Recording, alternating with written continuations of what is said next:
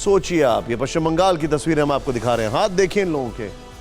8 जुलाई को मतदान है, 11 जुलाई को मतगणना होगी, 15 जुलाई को नामांकन भरने की आखिरी तारीख है। लेकिन उससे पहले सड़कों पर बैलेट की लड़ाई बमों से हो रही है। एक दूसरे पर बम ऐसे फेंके जा रहे हैं जैसे पत्थर। गाड़ियों में भर भर कर बम लाए जा रहे हैं। हिंसा बवाल खुलेआम हो रहा है। धारा 144 के बीच खुद पुलिस वालों को जान बचा लेने के लिए भागना पड़ रहा है। बंगाल में चुनावी बमबाजों का कैसा है आतंक, ये रिपोर्ट आपको जरूर देखनी चाहिए।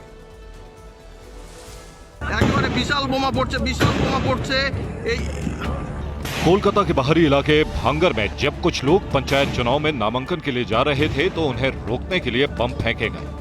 पुलिस को भागने के लिए मजबूर होना पड़ा। बाकुड़ा में 2 कार में बमों से भरा बैग बरामद हुआ। धमाका ना हो जाए उससे बचने के लिए शायद इसे पानी से भरी बाल्टी में रखा गया था। इस मामले में पुलिस ने 8 लोगों को गिरफ्तार किया है। लेकिन इस तस्वीर के सामने आने के बाद यहां शांतिपूर्ण तरीके से पंचायत चुनाव संपन्न होने पर सवालिया निशान है। दक्षिण 24 परगना की कैनिंग में टीएमसी के 2 गुट आपस में भिड़ गए। आरोप है कि एक गुट के नेता नॉमिनेशन करने के लिए जा रहे थे, तभी टीएमसी के दूसरे गुट के नेता ने रास्ता रोक दिया, जिसके बाद दोनों पक्षों में जमकर हाथापाई हुई, हंगामा हुआ। पंचायत चुनाव के बीच 24 परगना में इन दिनों लगातार हिंसा हो रही है। टीएमसी इसके लिए इंडियन सेक्युलर फ्रंट को जिम्मेदार ठहरा रही है, तो आईएसएफ का जवाब है कि यह बमबाजी टीएमसी के कार्यकर्ता कर रहे हैं। पश्चिम बंगाल पंचायत चुनाव में नॉमिनेशन दाखिल करने के लिए अभी 2 दिन का समय है, लेकिन हिंसा थम नहीं रही है। इसकी शुरुआत चुनाव के ऐलान के साथ हो चुकी थी। तब मुर्शिदाबाद में कांग्रेस के एक कार्यकर्ता की गोली मारकर हत्या कर दी गई और अब सरेआम बमबाजी हो रही है। स्थिति कितनी चिंताजनक है, इसे आप ऐसे समझ लीजिए कि कलकत्ता हाईकोर्ट की तरफ से कहा गया है कि अगर चुनाव आयोग जरूरी समझे तो संवेदनशील इलाकों में केंद्रीय बलों की तैनाती कर सकता है। लेकिन ताज्जुब है कि राज्य के राजनीतिक दल हिंसा रोकने के बजाय माहौल गरमाने में लगे।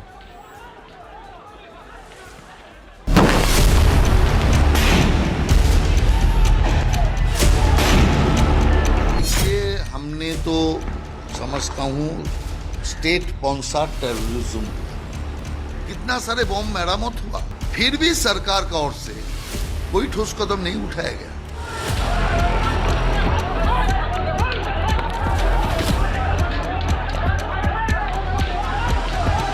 ISF was the party which attacked Trinamool workers. Several Trinamool workers have been injured and cars of Trinamool Congress leaders have been vandalized. तरीके से पूरा की पूरा इस्लामिक प्रदेश बनाने की कोशिश ममता जी के द्वारा की जा रही है। हमें पता है बमबाजी हो रही है, आपको पता है बमबाजी हो रही है, तस्वीरें हैं बम को ले जाते हुए, वहां पर फेंकते हुए। प्रशासन को पता है बमबाजी हो रही है, तो ये रुक क्यों नहीं रही है? सोचिए, सोचते रहिए, क्योंकि कुछ नहीं हो रहा है वहां पर। लोकतंत्र में सबसे प्राइमरी स्टेज का चुनाव पंचायत का होता है और पश्चिम बंगाल में इस चुनाव का खूनी इतिहास रहा है। 2018 में यहां पंचायत चुनाव के दौरान जबरदस्त हिंसा हुई थी। 25 लोगों की मौत का दावा किया गया था। बीजेपी ने अपने 1200 से ज्यादा कार्यकर्ताओं के घायल होने का दावा किया था। 2013 के पंचायत चुनाव में 21 लोगों की मौत का दावा किया गया था। 2008 में पंचायत चुनाव के दौरान हुई हिंसा में 19 लोगों की मौत हुई थी। कहा यह जाता है कि यह सिलसिला शुरू हुआ जब कम्युनिस्ट की सरकार हुआ करती थी। कहा जाता है, एक्सपर्ट्स कहते हैं। और फिर उन्हीं की सोच, उन्हीं की स्ट्रैटेजी और उन्हीं की बमबाजी को टीएमसी ने इंप्रोवाइज करके यूज किया। यह कहा जाता है, कई एक्सपर्ट्स कहते हैं।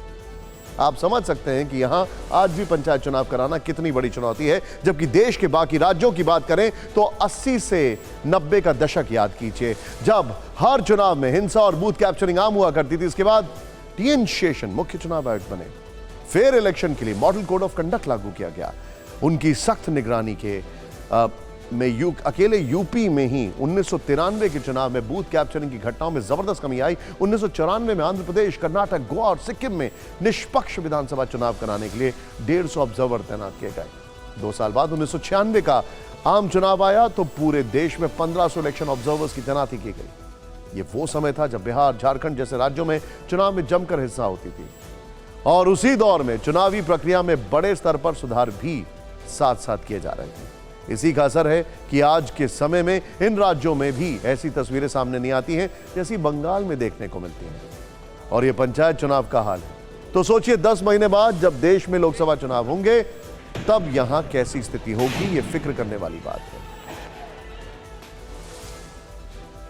चुनाव वोटों से नहीं बमों से यहां पर लड़ा जा रहा है, यह कहा जाए।